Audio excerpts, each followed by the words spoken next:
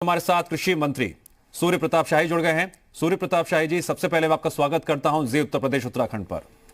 नमस्कार, बहुत बहुत धन्यवाद आपको। सूर्य प्रताप जी, आज जगह जगह जो तस्वीरें सामने आ रही हैं भारत बंद की, उत्तर प्रदेश में कुल मिलाकर प्रशासन बहुत अलर्ट है। समाजवादी पार्टी के कार्यकर्ता जगह जगह प्रदर्शन कर रहे हैं। इस पर सबसे पहले आपका रिएक्शन लेना चाहूंगा।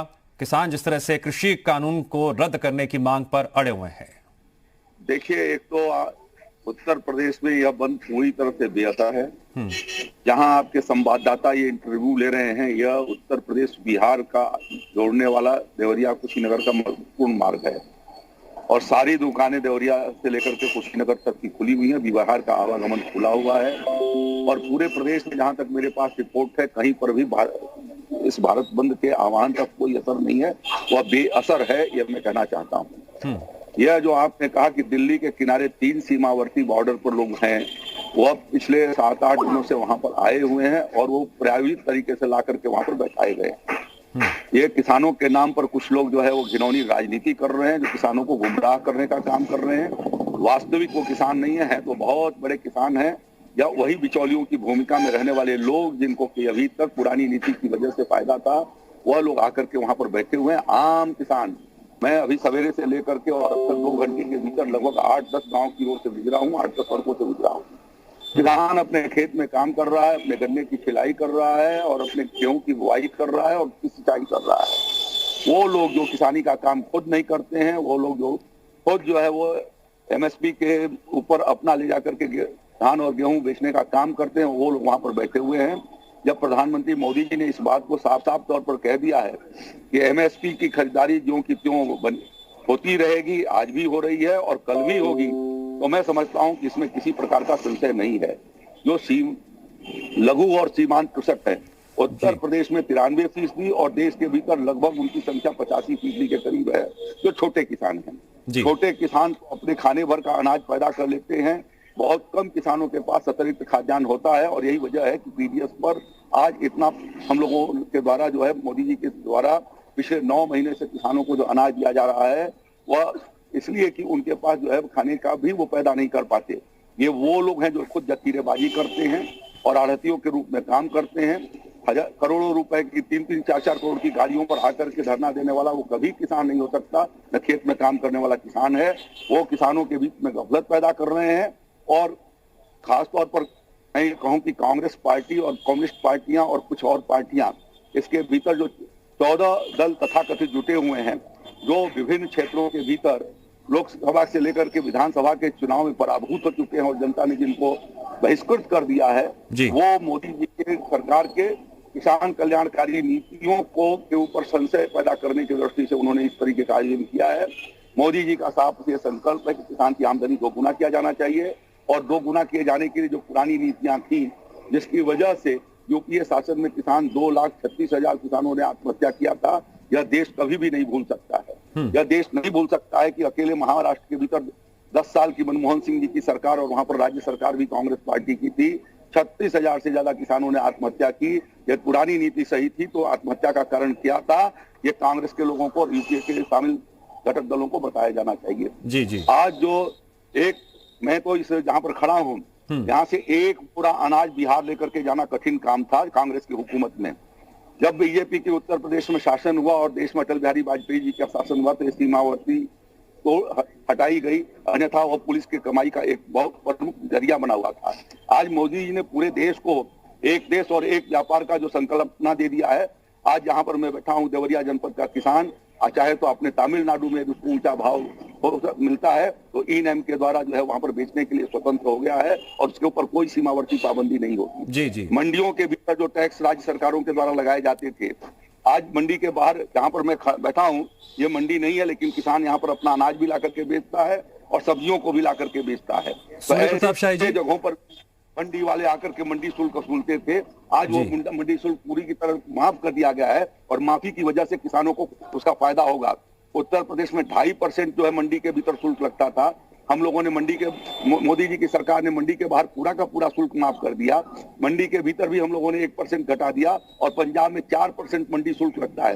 4% मंडी शुल्क लेने वाला तो किसान का हितैषी है और 1.5% को लेने वाला वो किसान विरोधी है। यह बात जनता को और किसान को समझ में नहीं आ रही और ये पूरा षड्यंत्र है और ये षड्यंत्र विफल होगा।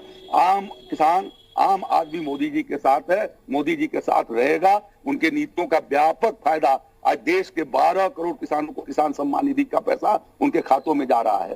वो कौन सी सरकारें थी जो विधानसभा के चुनाव के, लोकसभा के चुनाव के सूर्य प्रताप शाही जी, किसान का पैसा जाने से रोका?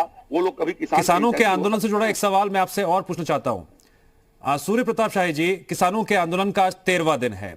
सिंघू बॉर्डर पर जब सबसे पहले पंजाब से आए किसान पहुंचे थे, उसके अगले ही दिन भारतीय किसान यूनियन नेता राकेश टिकैत के नेतृत्व में काफी संख्या में किसान गाजीपुर बॉर्डर पर पहुंच गए थे। ऐसी क्या वजह है कि एक तरफ केंद्रीय कृषि मंत्री नरेंद्र तोमर ये लगातार कह रहे हैं कि ये तीनों कानून किसानों के हित में है, लेकिन अब उत्तर प्रदेश के किसान भी गाजीपुर बॉर्डर पर लगातार पहुंच रहे हैं? इसके पीछे आप क्या वजह मानते हैं? देखिए, उत्तर प्रदेश का बहुत कम किसान गया हुआ है। वो तथाकथित 100 कार्ड किसान वहां पर गए हैं जिनको जानबूझ करके बुलाया गया है या सियासी राजनीति के वो हिस्सा है।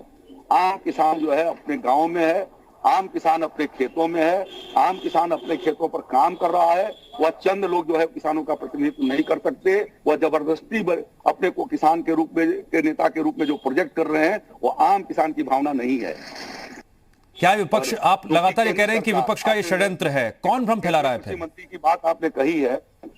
भारतीय जनता पार्टी लोकतंत्र में विश्वास रखती है, संवाद में विश्वास रखती है। मोदी जी की सरकार संवाद के द्वारा समस्याओं का निराकरण करना चाहती है और इसलिए उन्हें बार बार इस बात का अवसर दिया जा रहा है कि यदि आपको कहीं कोई कमियां नजर आती है तो आप वो सुझाव दीजिए, सरकार उसको देखेगी और व्यवहारिक होगा तो उसके ऊपर विचार करेगी। यह बार बार भारत सरकार ने कहा है। उसके बावजूद भी अधर्मिता के आधार पर भारत बंद किया जाना यह अत्यंत निंदनीय है और देश का और राष्ट्र की व्यापक जो क्षति कराई जा रही है साजिश करके, इस साजिश की मैं भरपूर निंदा करता हूं। ठीक है। सूर्य प्रताप शाही जी, आप कृषि मंत्री हैं। किसान छोटा हो बड़ा हो चाहे वो कैसा भी हो, लेकिन इस प्रदेश का वो किसान है। ऐसे में क्या सरकार की तरफ से ये कोशिश की जाएगी कि उत्तर प्रदेश के वो सभी किसान जो इस वक्त धरना प्रदर्शन में शामिल हुए हैं, आंदोलन कर रहे हैं, उन्हें समझाने के लिए या उन्हें बताने के लिए जो उनके जहन में सवाल हैं, तमाम तरह की बातें हैं, उसे आप किस तरह से देखते हैं और क्या आगे कदम उठाएंगे इसके लिए? देखिए, अभी 4 दिन पहले मैं आवाज आ रही मेरी? जी बिल्कुल आ रही सर। अभी 4 दिन पहले मैं अयोध्या के भीतर जो है किसानों के साथ मैंने संवाद किए थे, 2 किसान कार्यक्रमों के भीतर।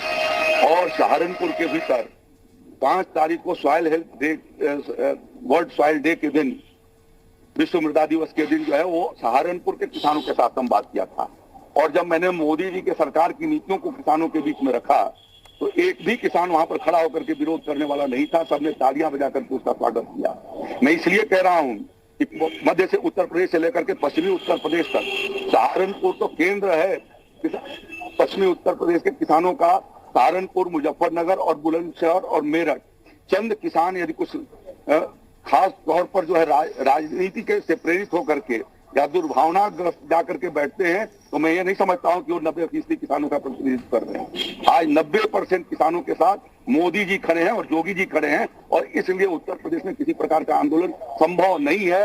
और हम चूंकि स्वयं पहल करके उत्तर प्रदेश के भीतर हमारी सरकार रही है, मोदी योगी जी की सरकार रही, जो मायावती जी के और अखिलेश यादव जी के सरकार के गलत नीतियों की वजह से जो किसान कर्जदार हुआ था, 86 लाख किसानों के 36,000 करोड़ रुपए के माफी का फैसला योगी जी की सरकार ने किया। वो भाजपा के जमाने का वो कर्जा नहीं था, वो उनके जमाने का कर्जा था, जो यूपीए और समाजवादी पार्टी के जमाने का कर्जा था, जो उनके गलत नीतियों की वजह से, एमएसपी पर खरीद नहीं किए जाने की वजह से, सही समय पर गन्ना मूल्य का भुगतान नहीं किए जाने की वजह से किसान जो आत्महत्या कर रहा था उसको रोकने के लिए हम लोगों ने ठोस कदम उठाए हैं। और इसलिए किसान का पूरा भरोसा है भारतीय जनता पार्टी पर, प्रधानमंत्री नरेंद्र मोदी जी पर और मुख्यमंत्री योगी जी पर। और कोई समस्या आएगी तो हम उसे बातचीत करके उनका समाधान निकालेंगे। आंदोलन करने का अवसर हम नहीं देने वाले हैं। हमारा लगातार संवाद जो है किसानों के साथ होता रहता है। जी, सूर्य प्रताप शाही जी, जी उत्तर प्रदेश उत्तराखंड के मंच से आप किसानों को और विपक्ष को क्या संदेश देना चाहेंगे? मैं उत्तर प्रदेश के किसान भाइयों को ये कहना चाहता हूं कि जो सुविधाएं यूपीए सरकार में 5 से लेकर 6 लाख किसानों को जाती थी उत्तर प्रदेश के भीतर, आज 28 लाख किसानों को हम सीधे उनके खातों में डीबीटी के माध्यम से खाद बीज के द्वारा, कृषि यंत्रों के द्वारा और विभिन्न योजनाओं के अंतर्गत हम उनको लाभान्वित कर रहे हैं। जो 7 लाख मैट्रिक टन खरीदारी करते थे अखिलेश यादव अपने मुख्यमंत्री और सरकार के जमाने में, आज हम लोग उत्तर प्रदेश में 43 लाख, 52 लाख, 53 लाख मैट्रिक टन खरीदारी कर रहे हैं। हमने उत्तर प्रदेश में पहली बार आलू की खरीदारी को शुरुआत किया था। हमने उत्तर प्रदेश के भीतर कभी 70 साल के इतिहास में दलहन और तिलहन की खरीदारी और मक्के की नहीं थी, हम लोगों ने उत्तर प्रदेश के भीतर चालू किया है। और इसलिए आज भी किसान का भरोसा हमारे साथ है। आज 2000 का 2000 रुपया यदि मोदी जी की सरकार का पीएम किसान का सम्मान का जा रहा है किसान के खाते में, तो 2 पैसा काटने वाला कोई आदमी नहीं है जो रास्ते में रोक ले।